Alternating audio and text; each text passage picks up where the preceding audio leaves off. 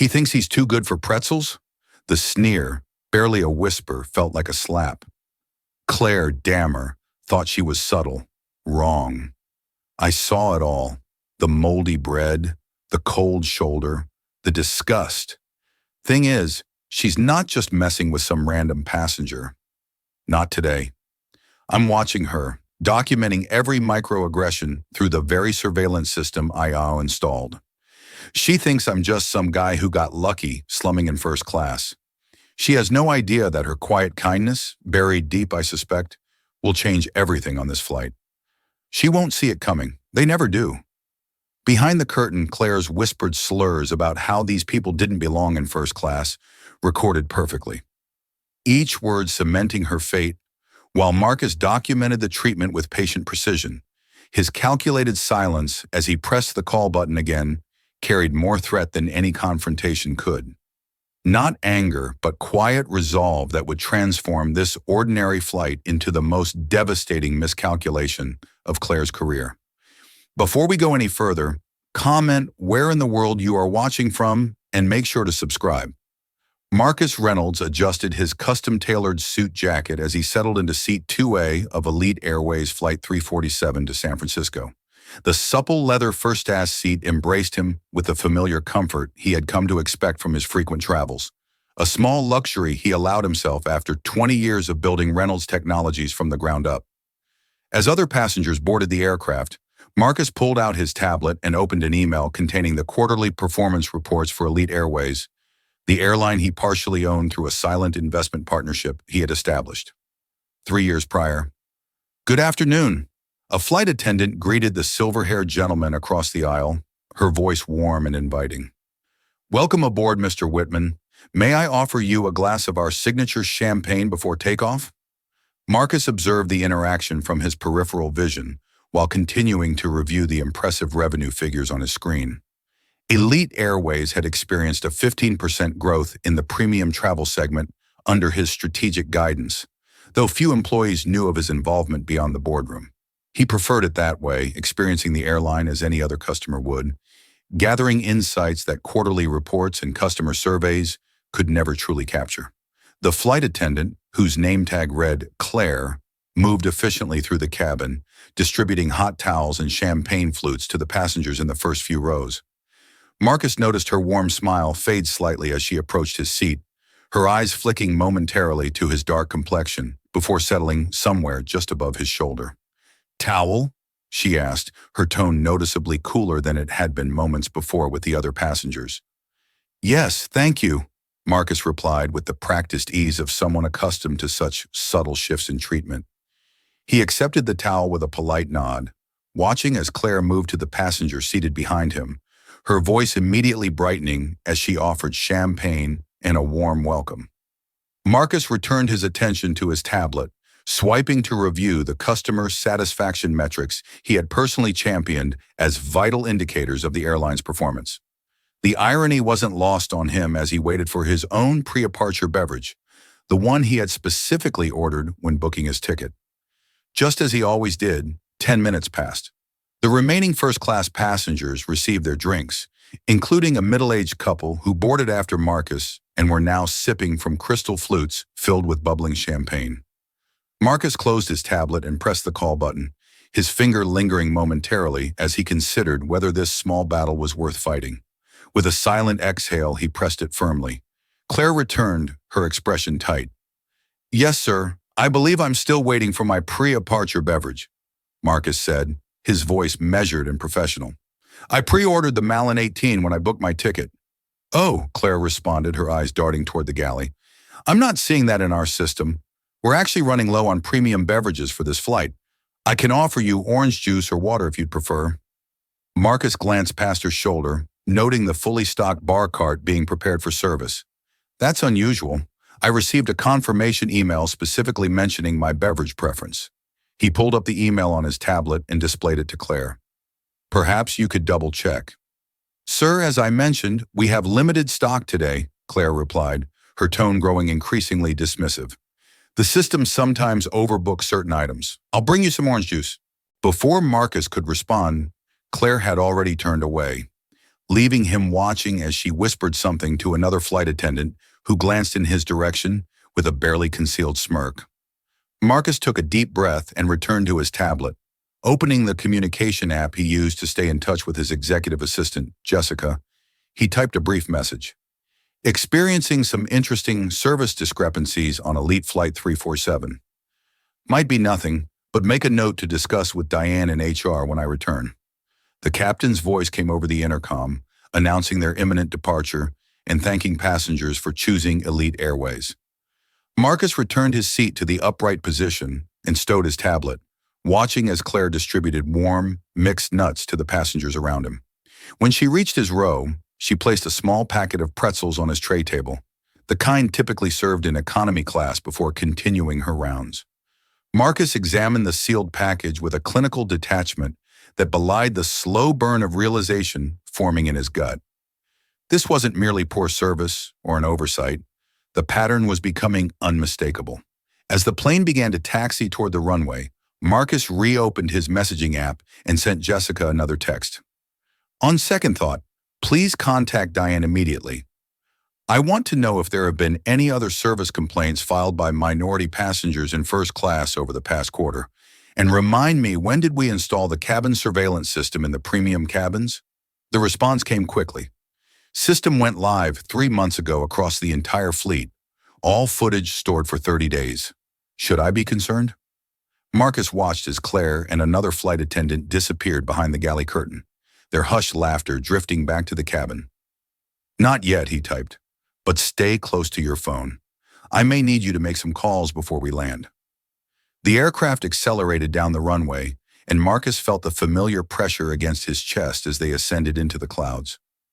What should have been the beginning of a peaceful 6-hour flight was quickly transforming into something else entirely, a test of patience, professionalism, and principles that would have consequences far beyond this journey from New York to San Francisco. The seatbelt sign dimmed with a soft chime as the aircraft reached cruising altitude, prompting the cabin crew to begin their service preparations. Marcus Reynolds closed his eyes briefly, recalling the board meeting just 3 years ago when he had proposed a substantial investment in Elite Airways. His fellow board members at Reynolds Technologies had questioned the wisdom of diversifying into air travel.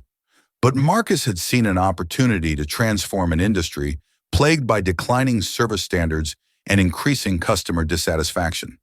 The silent partnership had been strategic, allowing him to observe operations honestly while implementing changes from within the boardroom. Jessica's response illuminated his tablet screen. HR records show 17 formal complaints from minority passengers in first class over the past year. 5 specifically mentioning flight attendant Claire Wilson, 3 were dismissed for insufficient evidence, and 2 resulted in customer vouchers, but no disciplinary action. Surveillance system is fully operational on your aircraft. Diane is standing by for your call. Marcus acknowledged the message with a quick tap, feeling a familiar weight settle across his shoulders. The burden of proof always seemed heavier for some than others. He tucked the tablet into his jacket pocket as Claire approached with the meal cart, her practiced smile reappearing as she served the passenger across the aisle. Mr. Whitman, we have your special order ready, the seared salmon with truffle risotto and a glass of the Montrachet you requested. Chef's compliments, she said, carefully arranging the white china plate before the silver-haired gentleman. The aroma of the gourmet meal wafted through the cabin as Claire continued serving each passenger with attentive care. Marcus watched the ritual unfold, noting how she leaned in to explain the wine pairing to a young couple, how she remembered another passenger's preference for extra bread. When she finally reached his seat, Claire's demeanor shifted subtly as she placed a covered plate before him without meeting his eyes. Your meal, she stated flatly, already turning away. Marcus lifted the dome to find a dry sandwich on visibly stale bread, a small cup of lukewarm apple juice placed beside it. The contrast between his meal and those around him was stark enough to draw curious glances from nearby passengers. Excuse me, Marcus called, his voice calm, but firm enough to halt Claire's retreat. I believe there's been a mistake with my meal. I pre-ordered the chef's special when I booked this flight. Claire turned back, her expression carefully neutral. I'm sorry, sir, but we don't have any record of that order. We're serving what's available. That's interesting, Marcus replied, retrieving his phone to display his confirmation email. Because I have the confirmation right here along with your system's acknowledgement of my dietary preferences and meal selection. Claire barely glanced at the screen. As I explained earlier about your beverage, our system sometimes overbooks certain items. There simply isn't enough of the premium meal service to go around today. A passenger seated across the aisle, Whitman looked up from his salmon, fork suspended midair, as he followed the exchange with thinly veiled interest. Marcus noticed but maintained his focus on Claire. I see plenty of premium meals being served, he observed, gesturing discreetly to the surrounding passengers. Perhaps you could explain why I'm the only one in first class receiving what appears to be an economy meal? Claire's smile tightened. Sir, we have to prioritize certain guests based on status and loyalty program standing. I assure you this is standard procedure. I'm a Platinum Elite member, Marcus stated evenly. I've flown over 200,000 miles with this airline in the past year alone. I'll check with my supervisor, Claire replied, her tone making it clear she had no intention of doing so. She disappeared behind the galley curtain, leaving Marcus with the unappetizing meal before him. Marcus sat motionless for a moment, considering his options. 20 years of navigating corporate America as a black executive had taught him the value of choosing his battles wisely. This particular battle, he decided, was worth fighting, not just for himself, but for the 17 others who had filed complaints, and likely dozens more who had simply accepted the treatment as an unavoidable reality of their existence. He pressed the call button again, waiting patiently as minutes ticked by without response. Finally, a different flight attendant approached, a younger man whose name tag read, Michael. Can I help you? Michael asked, his tone suggesting that helping was the last thing he wanted to do. Yes, Marcus responded, maintaining his professional demeanor. I'd like to speak with the purser or chief flight attendant about an issue with my meal service. Michael's eyes narrowed slightly. Claire is handling this section. What seems to be the problem? I pre-ordered a meal that wasn't delivered, and I've been given what appears to be an economy CL class option instead, Marcus explained, aware that several passengers were now openly watching the interaction. When I inquired about it, I was told that certain passengers were being prioritized over others, despite my Platinum Elite status. Sir, sometimes we have to make service adjustments mid-flight, Michael stated, his voice taking on a patronizing edge. I'm sure Claire explained this to you. We simply can't accommodate every special request. Marcus nodded slowly, taking note of Michael's badge number as he spoke. I understand service adjustments. What I don't understand is why everyone around me received the premium meal they ordered while I received this. He lifted the sandwich, which had begun to curl at the edges as it dried out. Perhaps you could explain the criteria being used for these adjustments. Michael's posture stiffened. Sir, I'm going to have to ask you to lower your voice. You're disturbing other passengers. Marcus hadn't raised his voice at all, and he was keenly aware that the only disturbance was the one created by the increasingly obvious disparity in service. A quiet tension settled over the first-class cabin as passengers exchanged uncomfortable glances, some pointedly returning to their meals while others continued to observe with unmasked curiosity. I haven't raised my voice, Marcus stated calmly. I am simply asking for an explanation for the discrepancy in service. Behind Michael, Claire reappeared, whispering something to her colleague before both of them retreated to the galley. Through the partially open curtain, Marcus caught a glimpse of them huddled with a third crew member, all three occasionally glancing in his direction. Marcus reached for his phone again, opening his email to find the direct contact information for Diane Chen, the head of HR at Elite Airways. As he composed a message detailing the ongoing situation, he became aware of a presence beside his seat. Looking up, he found the silver-haired Mr. Whitman standing there holding his half-finished plate of salmon. Couldn't help but overhear, Whitman said, his voice lowered. Been flying this route for 15 years, and I've never seen anything like this. It's not right. He paused, seemingly weighing his next words carefully. Want me to say something? Marcus appreciated the gesture, but shook his head slightly. Thank you, but I can handle this. He returned his attention to his phone, adding another paragraph to his email, as the crew members continued their whispered conversation behind the curtain, unaware of the silent documentation taking place or the storm gathering on the digital horizon. Marcus set his phone down and cautiously examined the sandwich before him. The bread's edges had an unmistakable greenish tint that grew more pronounced as he gently lifted the top slice.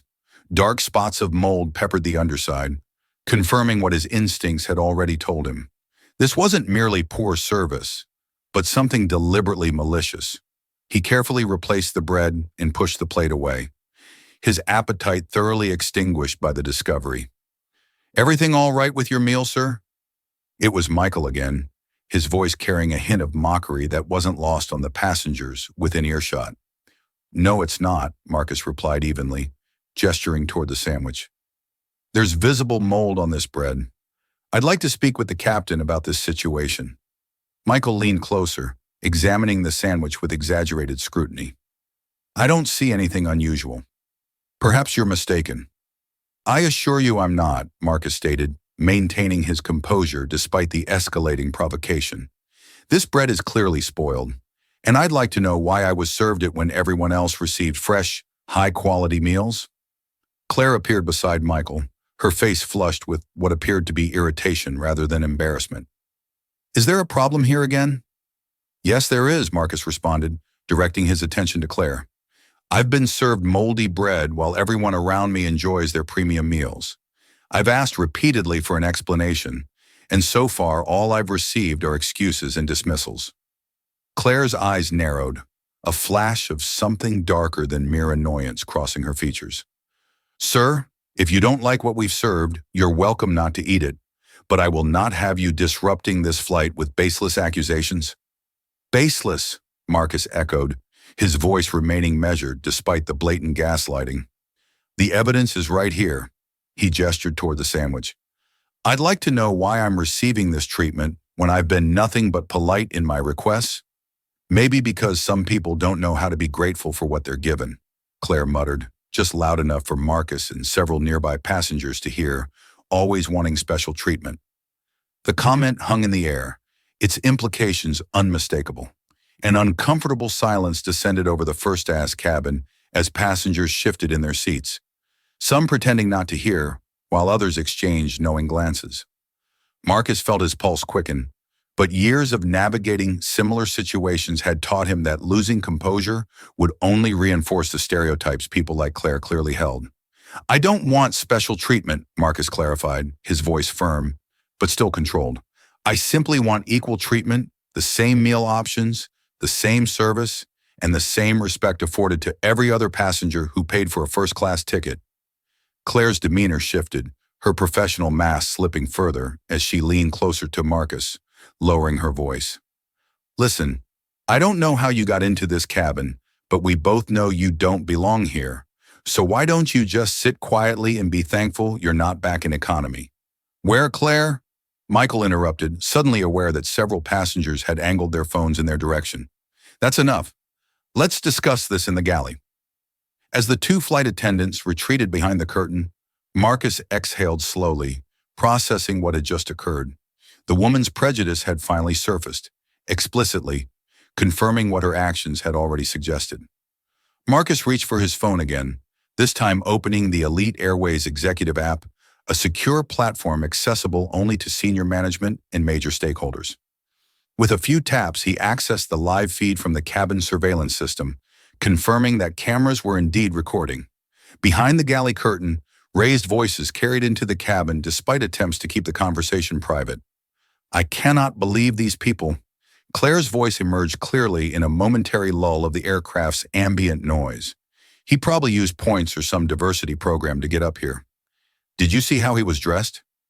Acting like he owns the place, Marcus's finger hovered over the messaging icon, considering whether to alert Diane immediately or to let the situation unfold further.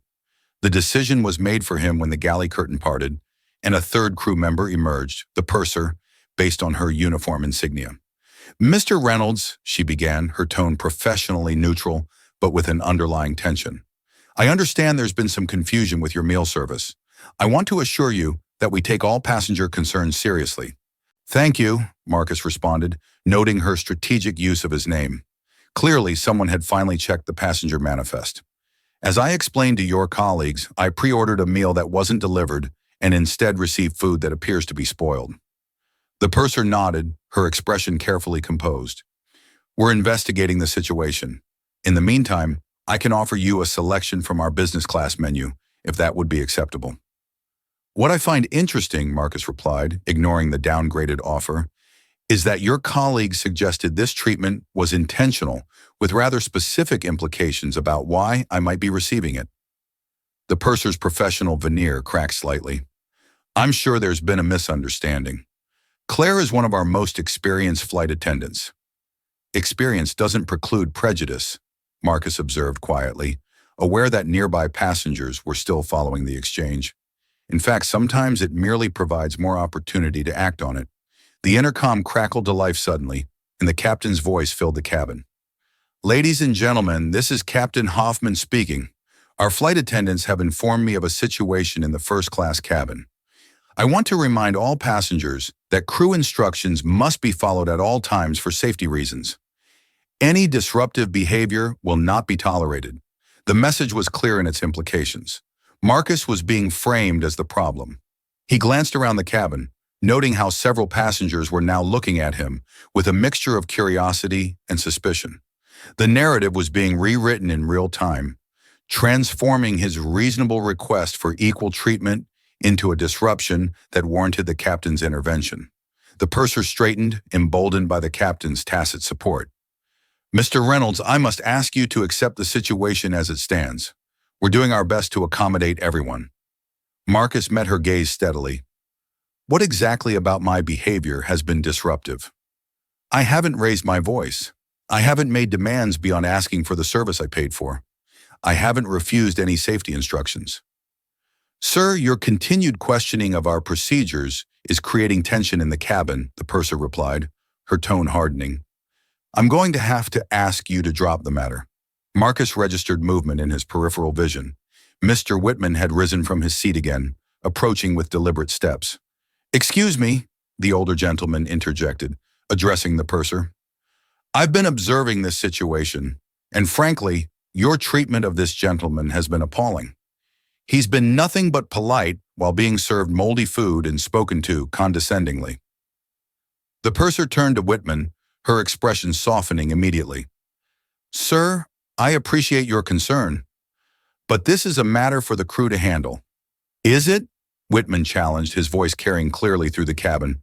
Because from where I'm sitting, it looks like blatant discrimination. I've been flying with Elite for over 20 years, and I've never witnessed such poor service or disrespect toward a passenger. A murmur of agreement rose from several other passengers, the tide of opinion visibly shifting as people began to connect the dots between Marcus's treatment and the color of his skin. The purser's expression tightened as she realized she was losing control of the narrative. We'll bring you something from business class right away, Mr. Reynolds, she stated abruptly, turning on her heel to retreat to the galley. That won't be necessary, Marcus called after her, his voice calm but carrying clearly. What's necessary is an explanation for why I'm being treated differently from everyone else in this cabin. The purser paused, visibly flustered by the direct challenge to authority. Before she could respond, the galley curtain parted again, and Captain Hoffman himself emerged, his face set in stern lines as he surveyed the first-class cabin. His gaze settled on Marcus with unmistakable hostility. Sir, the captain began, his voice carrying the weight of ultimate authority on the aircraft. I understand you're causing a disturbance. I need to inform you that if this behavior continues, I'll be forced to divert the flight for the safety of all passengers. The threat hung in the air as Marcus calmly reached for his tablet, opening his executive email with deliberate movements. Captain Hoffman, I suggest you reconsider that course of action. I haven't caused any disturbance, as numerous witnesses in this cabin can attest. What I have done is question why I've been singled out for substandard service and disrespectful treatment. The captain's expression darkened. Sir, as commander of this aircraft, my determination of what constitutes a disturbance is final. I'm giving you one last opportunity to comply with crew instructions and cease this disruptive behavior. What specific instruction have I failed to comply with? Marcus asked, his finger poised over the send button on an email addressed to the airline's board of directors. An email that would reach their phones long before the plane could land at any diverted airport. The captain didn't answer immediately, perhaps realizing the shakiness of his position. In the momentary silence, the purser leaned forward to whisper something in his ear. His expression shifted almost imperceptibly, a hint of uncertainty entering his eyes. "This isn't about complying with instructions," Marcus continued, seizing the moment of hesitation. "This is about being treated with basic dignity and receiving the service that every passenger in this cabin has paid for. The only disruption has been created by your crew's discriminatory actions." A tension headache began to form at Marcus's temples as he maintained eye contact with the captain. Neither man willing to back down in what had transformed from a simple service issue into a pivotal moment of principle. Behind them, the cabin had fallen completely silent, the collective attention of every passenger fixed on the confrontation unfolding before them. The captain's authoritative presence loomed over Marcus as the standoff continued. Every passenger in the cabin now fully engaged in the unfolding drama. Time seemed to slow as Marcus weighed his options, his mind racing through potential outcomes with a strategic precision that had guided his business decisions for decades. He could act wise, accept the substandard treatment, swallow his pride, and maintain the peace that everyone around him seemed so desperate to preserve. It was the path of least resistance, one he had taken in his younger years, when building his career seemed more important than challenging the subtle indignities he faced daily. The memory of those compromises now left a bitter taste in his mouth, far more unpalatable than the moldy bread he'd been served. Or he could stand his ground, not just for himself, but for everyone who had ever been dismissed, diminished, or dehumanized based on the color of their skin. The surveillance cameras were recording. The witnesses were watching. The evidence was mounting. This wasn't merely about a meal anymore. It was about accountability and a system designed to avoid it. "Captain Hoffman," Marcus finally spoke, his voice carrying a quiet strength that commanded attention. "Before you make a decision that will affect everyone on this aircraft, I think there's something you should know." "I've made my decision," the captain interrupted, his jaw tight with barely contained anger. "This is my aircraft, and I will not tolerate any passenger undermining my crew's authority." Marcus nodded slowly, his finger hovering over the send button on his tablet. "That's precisely the problem, Captain. You've made a decision based on false information. You haven't once asked for my perspective on what's happening, yet you're prepared to inconvenience hundreds of passengers by diverting this flight." The captain's eyes narrowed dangerously. "Sir, this is your final warning. Comply with crew instructions immediately, or I will be forced to declare an emergency and land at the nearest available airport." "And what instruction would you like me to comply with?" Marcus asked, maintaining his composed demeanor despite the escalating tension. "So far, I've been told to accept moldy food, to be grateful for discriminatory treatment, and to remain silent when subjected to racial prejudice. Which of these instructions do you believe is reasonable or lawful?" A flicker of uncertainty crossed the captain's face, quickly masked by renewed determination. "This isn't about race. This is about maintaining order in my cabin.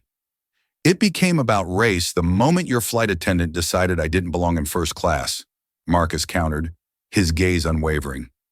"It became about race when I was served spoiled food while everyone around me received their proper meals.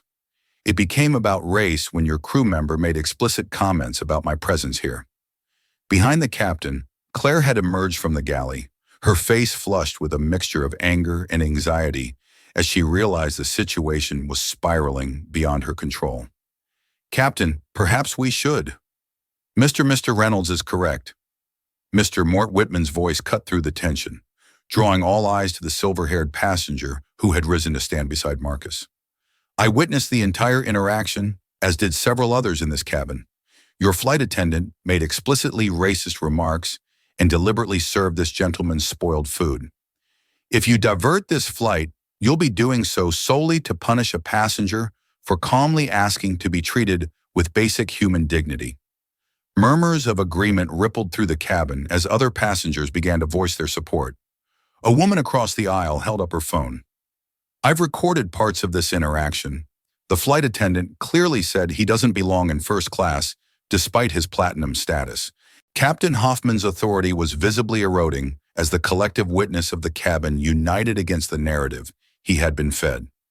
His gaze darted between the passengers, the growing chorus of dissent undermining his position with each passing moment. "Captain," Marcus said, his tone deliberate, "I'm giving you an opportunity to handle this situation professionally. You can either address the discriminatory behavior of your crew, or you can compound the problem by diverting this flight without cause, a decision that will have consequences far beyond today." The implication hung in the air, unspoken, but clear. The captain's jaw worked silently as he processed his increasingly limited options. Behind him, Claire disappeared back behind the galley curtain, the sound of urgent whispers carrying faintly into the cabin. Marcus maintained his steady gaze on the captain, allowing the weight of the moment to settle between them. The confrontation had reached its tipping point. Retreating now would only embolden the behavior he had witnessed, not just on this flight, but throughout the airline he partially owned. The responsibility to act weighed heavily on his shoulders, a burden he had carried throughout his career as he navigated spaces never designed with people like him in mind. With deliberate calmness, Marcus pressed send on the email he had composed to the board of directors, an email detailing the discriminatory treatment he had experienced and requesting an immediate review of the aircraft's surveillance footage. The quiet chime of confirmation seemed to echo in the tense silence of the cabin. "I have just communicated with the airline's executive team," Marcus stated, his voice carrying clearly across the hushed cabin. "I have requested that they review the surveillance footage from this flight, which I believe will provide conclusive evidence of the treatment I've received. I have also asked them to prepare for the possibility that you might divert this flight without legitimate cause." The captain's expression darkened at the direct challenge to his authority. "Surveillance footage? There are no cameras in this cabin." "Actually, Captain Hoffman, there are," Marcus corrected him, his tone matter-of-fact. "The premium cabin surveillance system was installed 3 months ago across the entire fleet. Every interaction in this cabin for the past hour has been recorded and stored on the airline's secure servers, including the conversations that took place behind that curtain." The color drained from Captain Hoffman's face as the implication registered. Behind the galley curtain, Marcus could hear Claire's voice rising in panic, though her words were indistinct. The captain's hand moved to his communication device, but he hesitated, suddenly uncertain of his next move. "Captain," Marcus continued, seizing the moment of uncertainty, "I understand that you're in a difficult position. You've been given incomplete information by your crew, and you're trying to maintain order on your aircraft.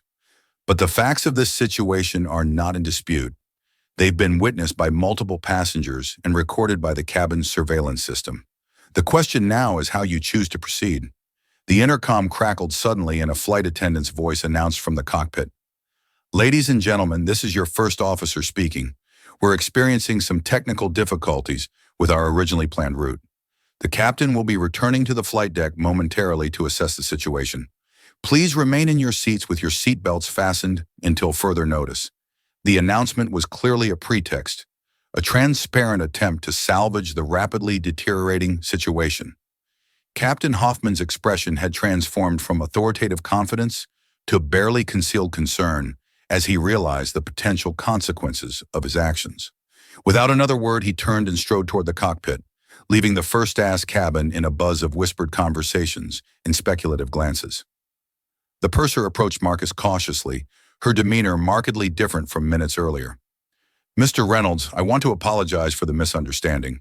We'll have a proper meal brought to you immediately from business class." "This isn't about the meal anymore," Marcus replied evenly. "This is about addressing a pattern of discriminatory behavior that appears to be tolerated within this airline." The purser's professional mask slipped, revealing genuine anxiety beneath. "Sir, I assure you that Elite Airways has strict policies against any form of discrimination. This was an isolated incident." "Was it?" Marcus interrupted, his voice level but firm. "Because according to the airline's own records, there have been 17 formal complaints from minority passengers in first class over the past year alone, 5 specifically mentioning flight attendant Claire Wilson. 3 were dismissed for insufficient evidence, and 2 resulted in customer vouchers, but no disciplinary action." That doesn't sound isolated to me. That sounds systematic. The purser's eyes widened at the specific information, details that only someone with access to the airline's internal HR records would know. She retreated a step, suddenly uncertain of exactly who she was dealing with. Behind the galley curtain, Marcus could hear Claire's voice rising in distress. How would he know about cameras? Nobody told us there were cameras. What else does he know? The intercom crackled to life once more. Captain Hoffman's voice now strained with forced professionalism. Ladies and gentlemen, this is your captain speaking. After consulting with air traffic control, we've determined that a slight deviation from our flight path is necessary. We'll be landing at Denver International Airport in approximately 50 minutes to address a technical concern.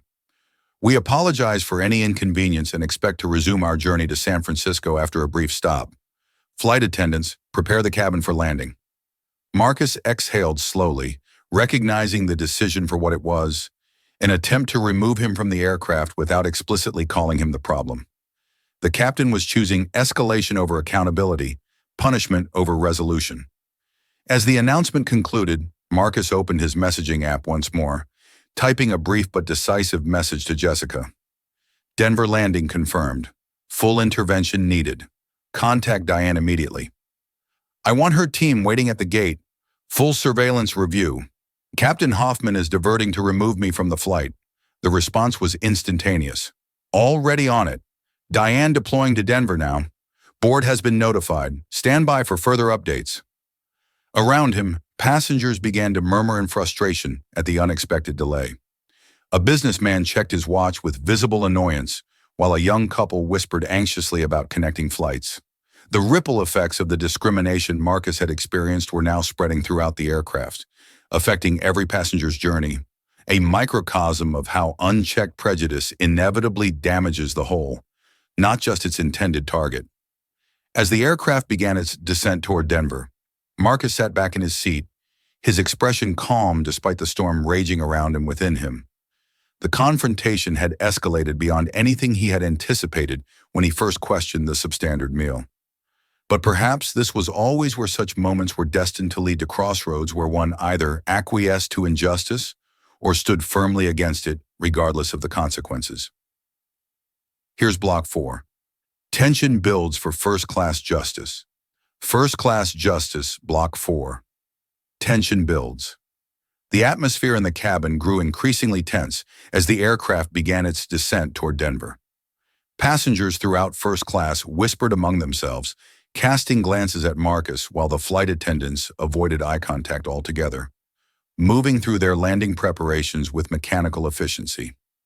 Marcus remained composed, reviewing the chain of events that had led to this unexpected diversion, each moment crystallizing in his memory as evidence for what would undoubtedly become a watershed moment for Elite Airways. His tablet chimed softly with an incoming message from Jessica. Diane has confirmed surveillance system is active and recording. Legal team downloading footage now.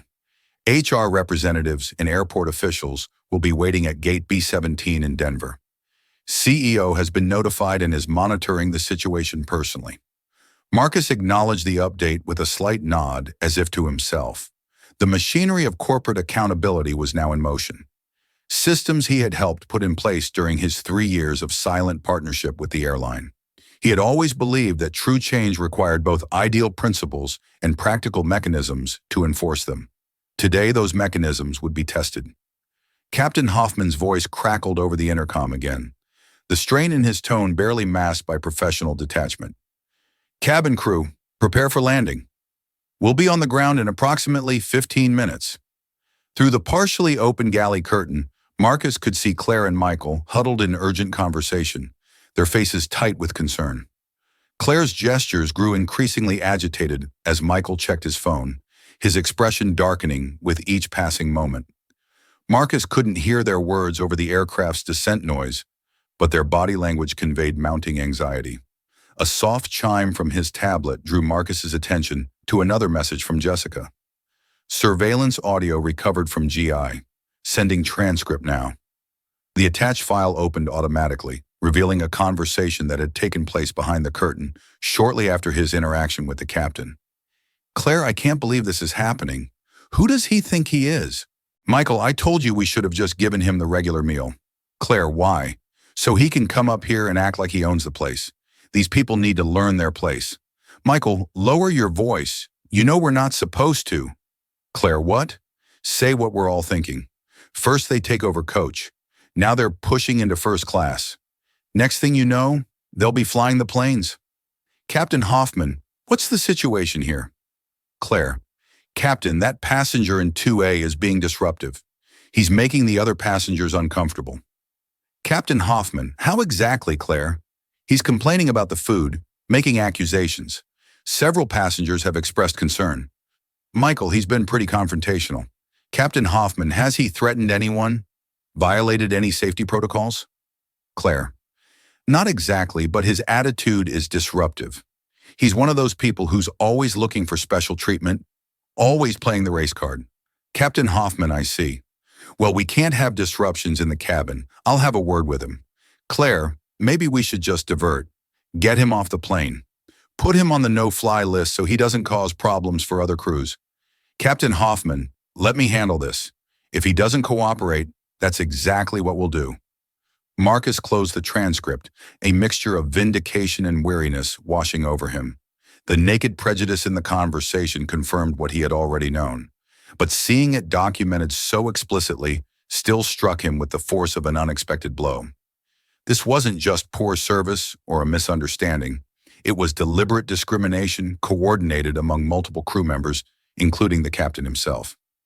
Across the aisle, Mr. Whitman leaned slightly toward Marcus. I couldn't help noticing you seem remarkably calm for someone being diverted to Denver, he observed quietly. Almost as if you expected this.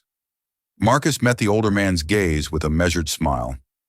Let's just say I've learned to prepare for various contingencies in my line of work. Whitman nodded thoughtfully. Investment banking, technology, and strategic consulting. Marcus replied, Reynolds Technologies. Recognition dawned in Whitman's eyes. You're Marcus Reynolds, he said, realization tempering his voice. Your company implemented the digital transformation for half the Fortune 500, among other projects. Marcus acknowledged modestly. Whitman's expression shifted to something between amusement and admiration. Something tells me Captain Hoffman has made a significant tactical error today. Before Marcus could respond, the aircraft touched down on the Denver runway with a firm jolt, the thrust reversers roaring as they decelerated rapidly. The usual post-landing announcements followed, but with a notable deviation from standard protocol. Rather than thanking passengers for choosing Elite Airways, Captain Hoffman tersely instructed them to remain seated until further notice, citing security procedures that needed to be followed. Marcus's phone vibrated with an incoming call, a direct line he reserved for his most senior executives in critical situations. Jessica's voice came through clearly as he answered. Marcus, are you all right? I'm fine, he assured her, speaking quietly but without concern for being overheard. What's the situation on the ground?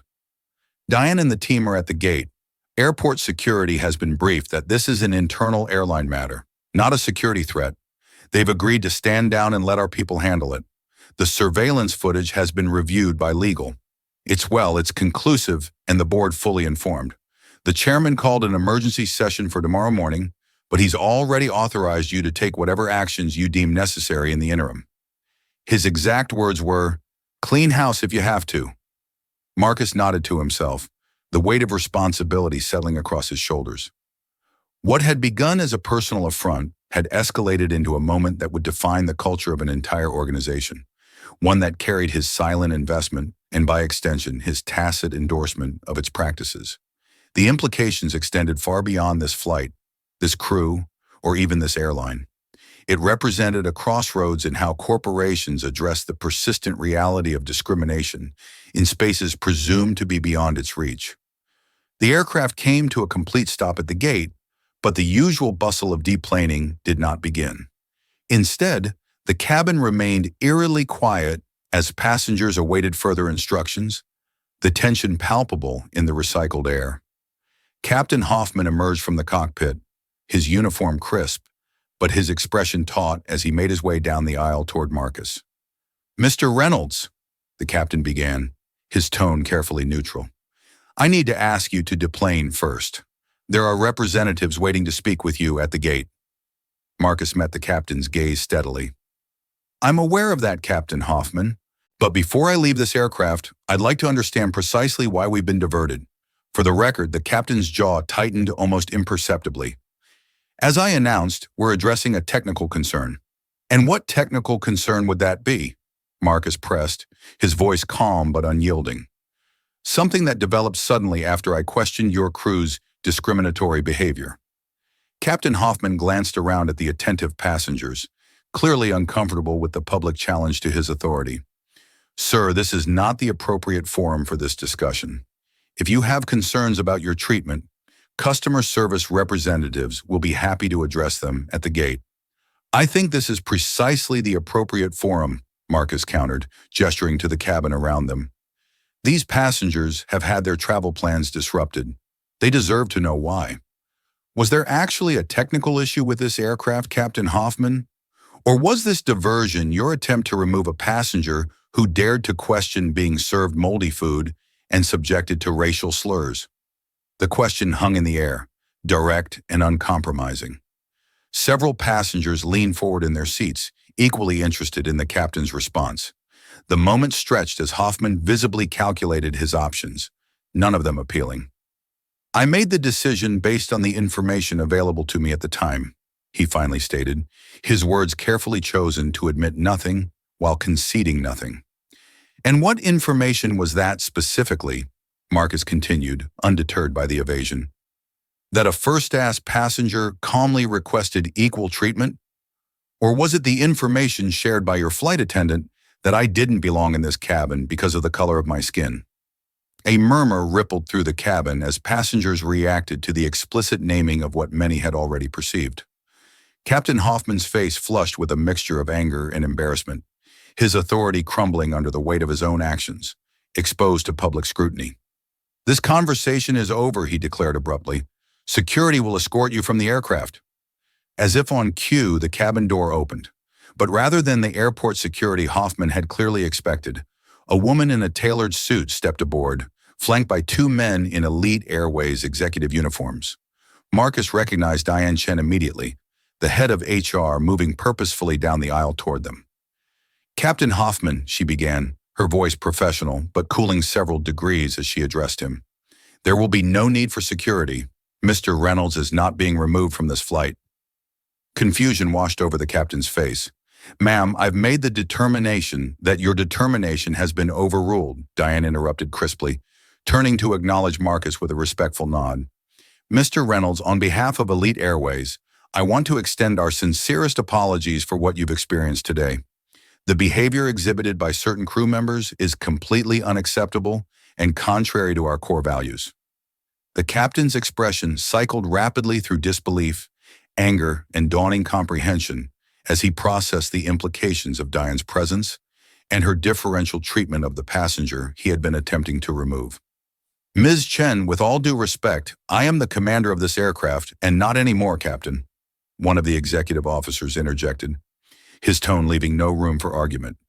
"You and your crew are being removed from duty, pending a full investigation. A replacement crew is already boarding through the rear entrance. They will complete this flight to San Francisco once this matter is resolved." The captain's face palled as the full gravity of the situation finally registered. His gaze shifted to Marcus, reassessing the passenger he had dismissed so easily, struggling to reconcile his presence with the corporate response now unfolding. "Who exactly are you?" he asked, his voice barely audible. Marcus met his gaze evenly. Years of navigating subtle and overt discrimination having prepared him for this moment of reckoning. "Someone who believed your airline could do better," he replied simply. "Someone who still does." The first-class cabin had fallen completely silent. Passengers frozen in their seats as they witnessed the dramatic reversal of fortune playing out before them. Captain Hoffman stood rigid, his authority stripped away in full view of the entire cabin, while Claire and Michael hovered uncertainly at the edge of the galley, their expressions cycling between defiance and dismay as Diane Chen continued addressing the situation with clinical efficiency. "Milson, Mr. Barton," Diane called to the flight attendants, her tone firm but controlled. Please gather your personal belongings and prepare to deplane immediately. Your credentials have been temporarily suspended pending a full investigation into today's events. Claire stepped forward, indignation overriding her shock. This is ridiculous. We haven't done anything wrong. That passenger was being difficult and making unreasonable demands. The captain made the call to divert for everyone's safety. Diane's expression remained impassive as she held up her tablet, displaying what was clearly surveillance footage from the cabin. Miss Wilson, we have complete audio and video documentation of every interaction that occurred on this flight, including your conversations behind the galley curtain. I suggest you comply with this directive without further incident, which would only compound your current situation. The color drained from Claire's face as comprehension dawned. Her gaze darted to Marcus, then to the ceiling panels where the discreet cameras were hidden, their presence suddenly unmistakable now that she knew to look for them. You can't. This is an invasion of privacy. We weren't informed about surveillance. Page 17 of your employment contract and page 4 of the flight attendant handbook both clearly state that all premium cabins are subject to monitoring for quality control and security purposes. Diane replied without hesitation. This policy was implemented 3 months ago, and all crew members were notified through multiple channels, including the mandatory training sessions you signed off on completing. Marcus observed the exchange with outward calm that belied the complex emotions churning beneath the surface. There was no satisfaction in watching these individuals face consequences, only a weary recognition that accountability was a necessary part of progress. The surveillance system he had advocated for had been designed primarily to enhance security and improve service quality. Its role in documenting discrimination had been a contingency he had hoped would never be necessary. Captain Hoffman turned to Marcus, his professional demeanor cracking under the strain of public humiliation. You planned this, didn't you? Came onto my aircraft looking for trouble, baiting my crew into making a mistake. Captain Hoffman, Marcus replied evenly, I boarded this flight with the same expectation as every other passenger to receive the service I paid for and to be treated with basic dignity. The only thing I planned was a business trip to San Francisco. Everything that followed was the result of choices made by you and your crew. The captain's jaw worked silently, searching for a retort that wouldn't further incriminate him. Finding none, he turned abruptly and strode toward the exit, his rigid posture a last attempt at preserving what little dignity remained. Claire and Michael followed reluctantly, casting venomous glances at Marcus as they passed. As the disgraced crew members disappeared through the jetway, a collective exhale seemed to pass through the cabin. The tension that had built over the past hour began to dissipate, replaced by a buzz of whispered conversations as passengers processed what they had witnessed. Several reached for their phones, undoubtedly composing social media posts that would spread the story far beyond this aircraft. Diane approached Marcus, lowering her voice to maintain some semblance of privacy in the crowded cabin. Mr. Reynolds, I can't begin to express how deeply sorry we are for what happened today. This is a complete failure on multiple levels, and I assure you it will be addressed thoroughly. Marcus nodded, appreciating her professionalism, while recognizing that this moment called for more than standard corporate damage control. Thank you, Diane. I know this isn't representative of the company's values, at least not the values we aspire to, but clearly there are systemic issues that need to be addressed. Absolutely, she agreed, her expression grave. The replacement crew will be aboard momentarily, and they'll complete the flight to San Francisco. In the meantime, is there anything we can do to make this right for you? Marcus considered the question, looking around at the passengers who were still watching the exchange with rapt attention. Some appeared sympathetic, others uncomfortable, and a few seemed openly resentful of the delay. In that moment, Marcus made a decision that transcended his personal experience, one that acknowledged the collective impact of discrimination, even when directed at an individual. Yes, there is, he replied, his voice quiet but resolute. But I'd like to address all the passengers once the new crew is settled. This disruption has affected everyone on this flight, and they deserve an explanation. Diane nodded, understanding the implications of his request. Of course, the replacement captain and crew should be here within 10 minutes. I'll arrange for you to use the intercom system. As Diane stepped away to coordinate with the ground staff, Marcus's phone vibrated with another message from Jessica. Board chairman wants to speak with you urgently. Media already picking up chatter about an Elite Airways flight diversion involving discrimination. How do you want to handle this? Marcus typed a quick response. Tell the chairman I'll call once we're airborne again. As for media, no comment until I've addressed the passengers, and we've gathered all the facts. Have legal prepare a statement emphasizing our commitment to addressing the incident transparently and comprehensively. This isn't just about damage control. It's an opportunity for meaningful change. He'd barely sent the message when another notification appeared, a news alert mentioning Elite Airways and an unscheduled landing following allegations of discriminatory treatment. The digital age meant that even events unfolding at 30,000 FT couldn't remain isolated for long. By the time they reached San Francisco, this incident would likely be making headlines across the country. Mr. Whitman leaned across the aisle again, his expression thoughtful. Quite a turn of events, he observed quietly. I have been flying this airline for 20 years and never imagined I'd witness something like this. Part owner, I'm guessing. Marcus smiled slightly, appreciating the older man's perceptiveness. Silent partner. I prefer to experience the airline as a regular passenger. It provides insights you can't get from quarterly reports and customer satisfaction surveys. Whitman nodded appreciatively.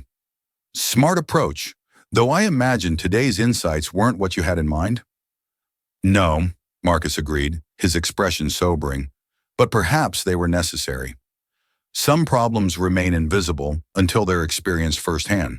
Their conversation was interrupted as the cabin door reopened and the replacement crew boarded the aircraft. The new captain, a woman in her mid-50s with silver-streaked hair and an air of seasoned professionalism, moved directly to the intercom system.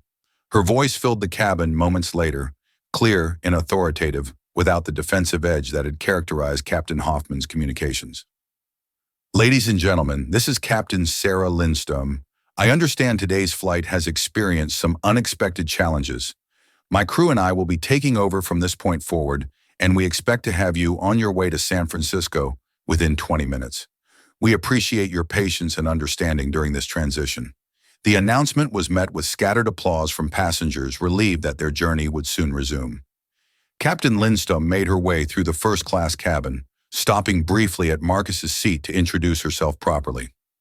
Mr. Reynolds, she said, her handshake firm and direct. I want to personally assure you that my crew and I are committed to providing excellent service to all our passengers without exception. I understand you'll be addressing the cabin before we depart. Marcus nodded, appreciating her straightforward approach. Yes, with your permission. I believe the passengers deserve to understand why their travel plans were disrupted today. I agree completely, she responded. Just let me know when you're ready. As Captain Lindstrom continued to the cockpit, Diane returned to Marcus's side with a clipboard containing several documents. These are the preliminary incident reports based on the surveillance footage and witness statements we've already gathered, she explained. We'll conduct more thorough interviews once we reach San Francisco, but I wanted you to see the initial documentation. Marcus reviewed the reports carefully, noting the clinical precision with which they detailed the discriminatory comments and actions. The evidence was overwhelming and unambiguous, stripped of the emotional context that had made the experience so dehumanizing. On paper, reduced to timestamps and transcribed dialogue, the incident seemed almost mundane, a routine case of prejudice documented with corporate efficiency. But Marcus knew better. He had felt the weight of those dismissive glances, experienced the humiliation of being served spoiled food, while others dined on gourmet meals, endured the accusations of disruption when he had merely asked to be treated with basic dignity. These were the realities that reports could never fully capture, the lived experiences that policies alone could never address. As the replacement crew completed their preparations and passengers settled back into their seats, Marcus stood and made his way to the front of the cabin, where Diane waited with the intercom handset. The moment had arrived to transform an individual injustice into a catalyst for collective change, to address not just what had happened on this flight, but what happened every day in boardrooms, restaurants, shops, and public spaces across the country. He accepted the handset from Diane, taking a deep breath as he prepared to address the passengers whose journeys had become unexpectedly intertwined with his own. The cabin fell silent in anticipation, all eyes focused on the man whose quiet dignity in the face of discrimination had brought them to this unprecedented moment. Here's Block 6, the landing and revelation. For first class justice, Block 6, the landing and revelation. Ladies and gentlemen, Marcus began, his voice carrying clearly through the cabin intercom. My name is Marcus Reynolds. I want to take a moment to address what happened today and why your journey was interrupted. The cabin remained absolutely silent as passengers from both cabins listened attentively, united by curiosity about the drama that had unfolded and resulted in an unscheduled landing. Some of you witnessed the interactions in first class that led to this diversion. What began as a simple request for the meal I had pre-ordered escalated into something much more serious when I was deliberately served spoiled food and subjected to discriminatory treatment based on my race. Marcus paused, noting the mixture of reactions across the cabin, nods of confirmation from those who had witnessed the events firsthand, expressions of shock from those in economy who were hearing the details for the first time. When I questioned this treatment, the crew responded by characterizing me as disruptive and aggressive, ultimately convincing Captain Hoffman to divert the aircraft to Denver, not because of any legitimate safety concern, but in an attempt to remove me from the flight. Murmurs of disbelief rippled through the cabin as passengers processed this revelation. Marcus continued, his tone remaining measured and dignified. What the crew didn't know is that I am not just a passenger, but also a part owner of Elite Airways. 3 years ago, I made a substantial investment in this airline with the belief that we could build a company that truly values every customer, regardless of their appearance or background. As part of that commitment, I implemented a cabin surveillance system in all premium cabins to monitor service quality and ensure the highest standards for all passengers. The revelation landed with palpable impact, passengers exchanging glances of surprise and understanding as the pieces fell into place. In economy, several passengers had risen from their seats to better hear his words, while flight attendants stood motionless in the aisles, absorbing the implications of his statement. That surveillance system captured everything that happened today, from the initial discriminatory service to the explicit comments made behind the galley curtain to the captain's decision to declare an emergency landing based on false information. The footage has already been reviewed by our HR and legal departments, resulting in the immediate removal of the crew responsible. Marcus shifted his focus, his expression softening as he addressed the collective impact of the incident. I understand that all of you have been inconvenienced by this diversion. Your time is valuable and this delay has disrupted your plans and schedules. For that, I am truly sorry. He took a breath, knowing that what he said next would transform the mood of the entire aircraft. To acknowledge this inconvenience and demonstrate our commitment to addressing this incident properly, Elite Airways will be providing a full refund of today's ticket price to every passenger on this flight, along with $10,000 in compensation and 5 years of complimentary Elite status upgrades. A stunned silence fell over the cabin, quickly giving way to exclamations of surprise and scattered applause that grew into a sustained ovation. In economy, passengers who had been frustratedly checking connecting flight schedules moments before now stared forward in disbelief, the substantial compensation far exceeding anything they might have expected from a flight delay. This compensation isn't just about today's inconvenience, Marcus continued as the applause subsided. It's a recognition that discrimination affects everyone, even those who aren't its direct targets. When we allow injustice to pass unchallenged in our presence, we become part of the environment that enables it. He handed the intercom back to Diane, who stepped forward to provide the practical details of how the compensation would be processed. As she spoke, Marcus returned to his seat, suddenly aware of the emotional toll the confrontation had taken. The adrenaline that had sustained him through the heated exchanges was beginning to ebb, leaving behind a familiar weariness, the cost of standing ground that should never have needed defending in the first place. Passengers from both cabins began approaching his seat, forming a line that stretched down the aisle. Some simply wanted to shake his hand, others to share their own experiences with discrimination, and many to express admiration for how he had handled the situation. A young black woman from economy leaned in to whisper, "Thank you for not letting it slide. Most of us can't afford to fight back like that." Her words struck Marcus deeply, highlighting the privilege that had allowed him to challenge his treatment where others might have been forced to endure in silence.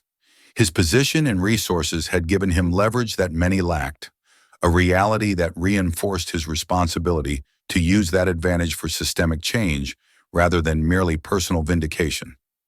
As the last passengers returned to their seats and the aircraft prepared for takeoff, Mr. Whitman settled back beside Marcus, his expression thoughtful. "Quite a statement you made there, with both words and actions." Marcus nodded, glancing out the window as the Denver landscape began to recede beneath them. It seemed appropriate. Some lessons need to be expensive to be remembered. $10,000 per passenger is more than expensive, Whitman observed. "That's a corporate statement, if I ever saw one. The money isn't the point," Marcus replied quietly. "What matters is that everyone on this aircraft now has a stake in this story. Not just as witnesses, but as participants. They'll remember this flight not because of the discrimination they saw, but because of the accountability that followed." Whitman considered this, nodding slowly. "You're playing a longer game than just addressing one incident." "I have to," Marcus said, watching the clouds envelop the aircraft as they climbed toward cruising altitude. "Because this was never just about one flight, one crew, or one airline. It's about challenging the assumption that certain spaces aren't meant for people who look like me, and the casual cruelty that enforces those boundaries."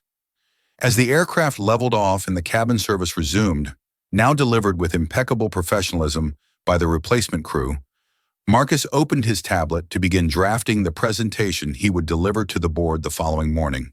The surveillance footage provided irrefutable evidence of individual misconduct, but his task now was to illuminate the broader patterns that had enabled such behavior to flourish unchecked. His phone vibrated with an incoming call from the board chairman, Robert Chen.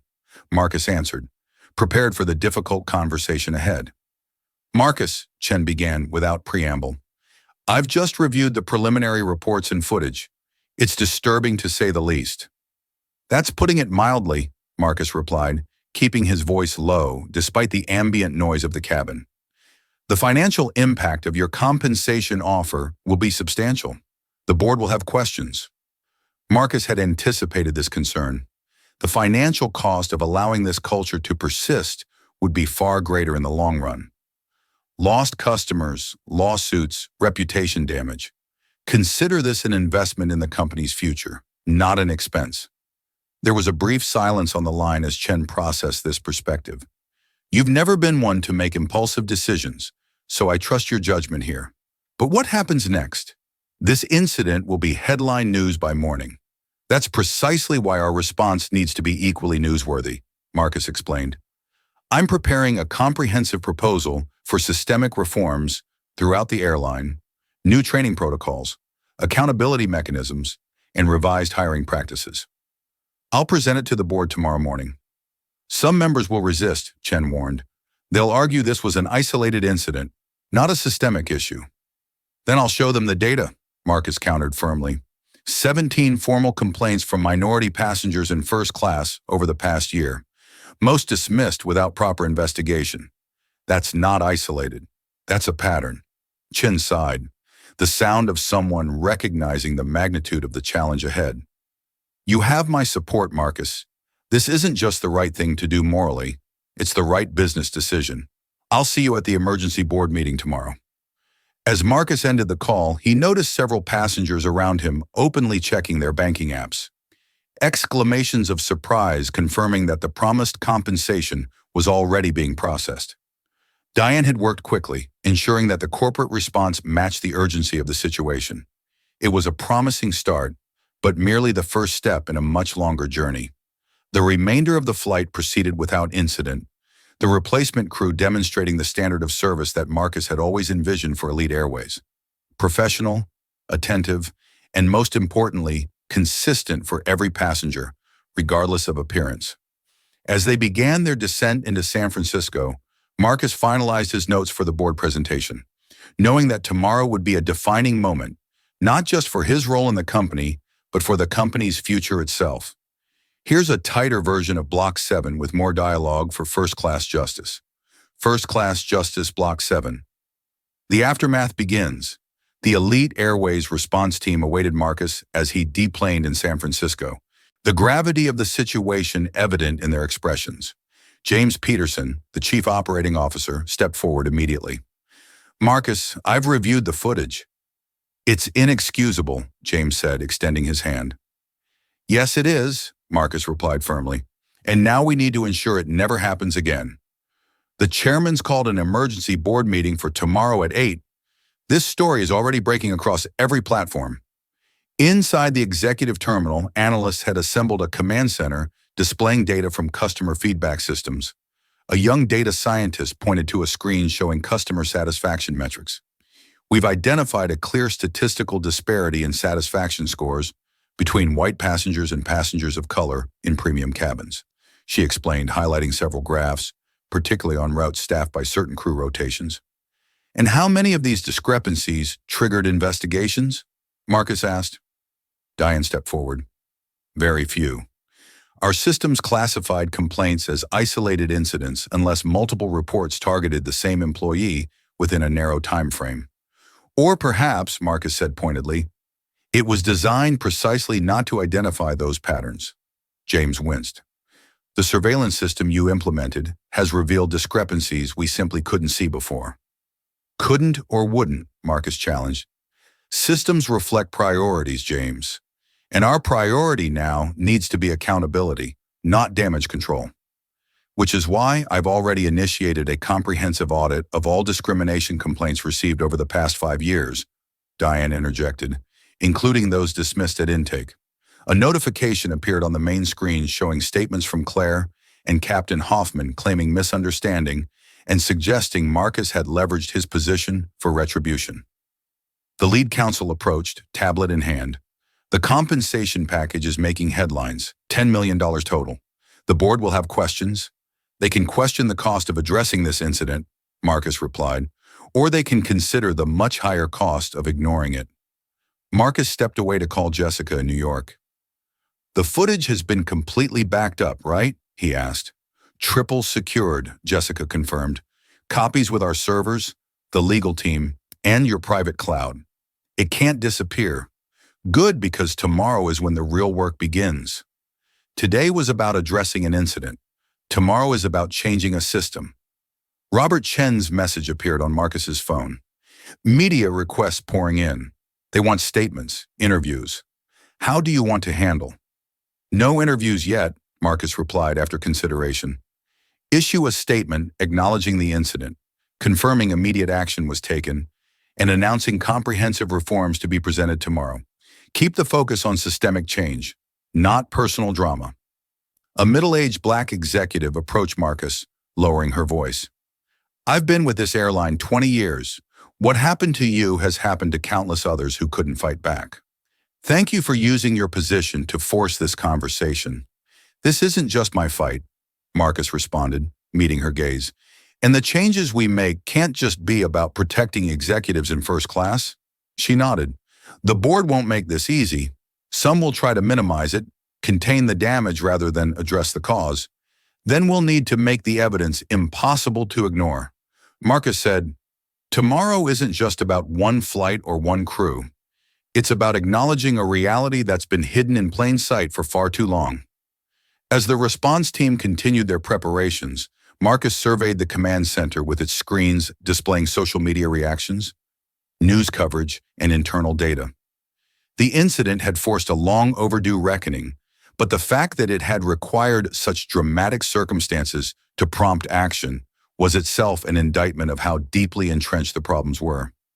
James, Marcus called across the room, I want to see complete service records for every crew member who received discrimination complaints in the past 5 years, and I want to know exactly how those complaints were handled, who reviewed them, and what actions were taken. That's hundreds of files, James protested. Then we better get started, Marcus replied without hesitation, because tomorrow the board gets every single one. The Elite Airways boardroom fell silent as Marcus concluded his presentation. The evidence of systemic discrimination laid bare before the assembled executives. The surveillance footage from the flight played one final time on the main screen. Claire's contemptuous expression, Captain Hoffman's baseless accusations, and the explicit racial comments captured behind the galley curtain. "Gentlemen, ladies," Marcus said, his voice steady as he surveyed the board members' reactions. "What we witnessed wasn't an isolated incident, but a manifestation of deeper cultural problems within our organization. The audit has identified 78 similar complaints that were dismissed without proper investigation over the past 3 years." Charles Whitfield, a senior board member with 30 years in the industry, leaned forward with a skeptical expression. "While I agree the behavior was inexcusable, isn't the $10 million compensation package excessive? We're talking about poor service, not physical harm." "It wasn't just poor service," Marcus countered firmly. "It was deliberate discrimination that culminated in an unnecessary flight diversion affecting every passenger. The compensation acknowledges both the inconvenience and our commitment to meaningful change, and this comprehensive reform package you're proposing." Victoria Hayes, another board member, gestured toward the thick binders distributed before the meeting.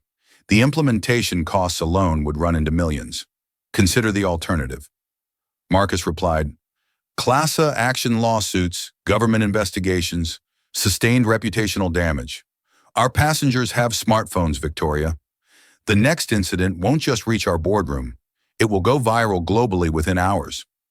Robert Chen nodded in agreement. "Marcus is right. We have a choice between leading this change proactively or being forced into it reactively under far less favorable circumstances." The debate continued for nearly 3 hours, with some board members resistant to acknowledging the systemic nature of the problem, while others pushed for even more aggressive reforms. Throughout, Marcus remained resolute, returning consistently to the evidence, rather than allowing the discussion to drift into hypotheticals or defensive posturing. "This isn't about assigning blame," he emphasized as the conversation approached its conclusion.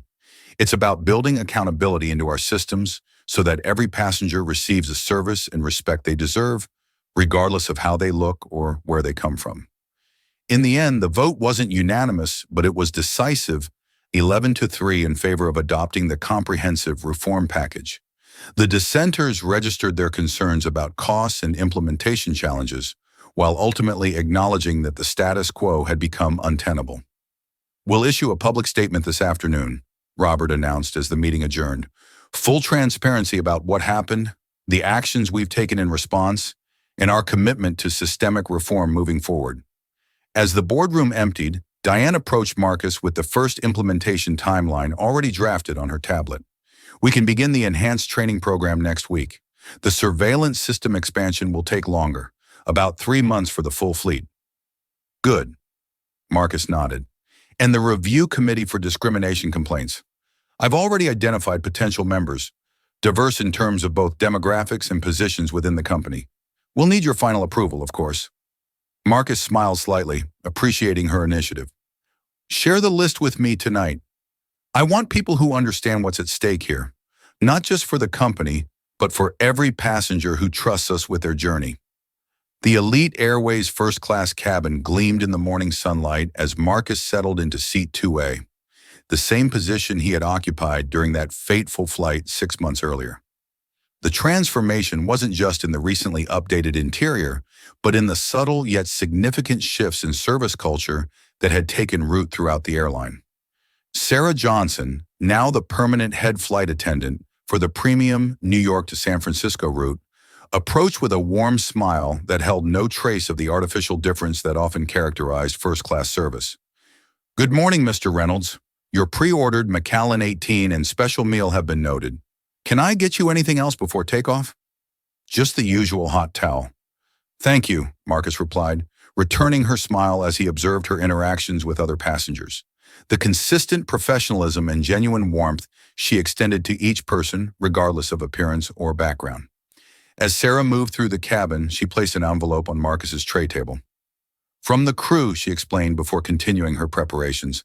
Inside, Marcus found a handwritten note signed by every member of the flight staff. "Mr. Reynolds, your courage 6 months ago transformed not just our airline, but our industry. What began as a painful confrontation has become a model for change that airlines across the country are now following. We're proud to serve on an aircraft where every passenger truly receives first-class treatment. Thank you for setting the standard." The crew of Flight 347. Marcus tucked the note into his jacket pocket, his mind briefly turning to the aftermath that had followed for the original flight crew. Claire Wilson, Michael Barton, and Captain Hoffman had not gone quietly. As expected, they had attempted to fight their terminations through their union representatives, claiming they were being scapegoated for what they persistently characterized as a misunderstanding. Their efforts collapsed, however, when the full surveillance footage was shared during the arbitration hearings. The explicit racial comments captured behind the galley curtain, combined with the evidence of deliberately serving spoiled food, left no room for plausible deniability. All three were permanently dismissed from Elite Airways with the incident documented in their employment records. But the consequences hadn't ended there. The Federal Aviation Administration had launched its own investigation into Captain Hoffman's decision to divert the aircraft without legitimate safety concerns, ultimately suspending his commercial pilot's license for 6 months. More significantly, the incident had been added to airline training programs nationwide as a case study in how bias could compromise flight safety and operational decisions. Claire Wilson had attempted to give interviews portraying herself as a victim of cancel culture, but found little sympathy even among typically receptive media outlets once the surveillance footage became public. The last Marcus had heard, she was working at a regional airline, relegated to short-haul economy routes and subject to enhanced supervision. The most meaningful outcome, though, hadn't been the punitive measures, but the structural reforms they had catalyzed. The comprehensive training program implemented across Elite Airways had now been adopted by 3 other major carriers. The Diverse Review Committee for Discrimination Complaints had proven so effective that it had been expanded to address other passenger service issues. And the surveillance system, now present in both premium and economy cabins, served as both deterrent and documentation, ensuring that future incidents couldn't be dismissed as mere misunderstandings. As the aircraft began its taxi toward the runway, Marcus opened his tablet to review the quarterly performance reports. Elite Airways premium bookings had increased, despite industry analysts' predictions that the publicized incident would damage the brand. The transparency with which the company had addressed the discrimination and committed to reform had resonated with travelers tired of corporate apologies without meaningful change. Captain Lisa Hernandez's voice came over the intercom, welcoming passengers aboard Flight 347 to San Francisco. 6 months ago, Marcus had boarded an aircraft where he was seen as an intruder in a space not meant for people who looked like him. Today, he flew on an airline transformed, not perfect, but actively striving to create an environment where dignity and respect were extended to every passenger, regardless of appearance. The note from the crew rustled in his pocket as the aircraft accelerated down the runway. The incident had never been about a meal or a flight diversion or even one crew's prejudice. It had been about the simple yet profound principle that spaces designed for all must truly welcome all, and the recognition that meaningful change required not just addressing individual incidents, but transforming the systems that allowed them to occur. As the plane lifted into the clouds, Marcus closed his eyes briefly, allowing himself to feel something that had eluded him on too many previous journeys: the simple pleasure of being treated not as an exception or an intruder, but simply as a passenger. Welcomed aboard without qualification or condition. I hope you enjoyed that story. Please share it with your friends and subscribe so that you do not miss out on the next one. In the meantime, I have handpicked 2 stories for you that I think you will enjoy.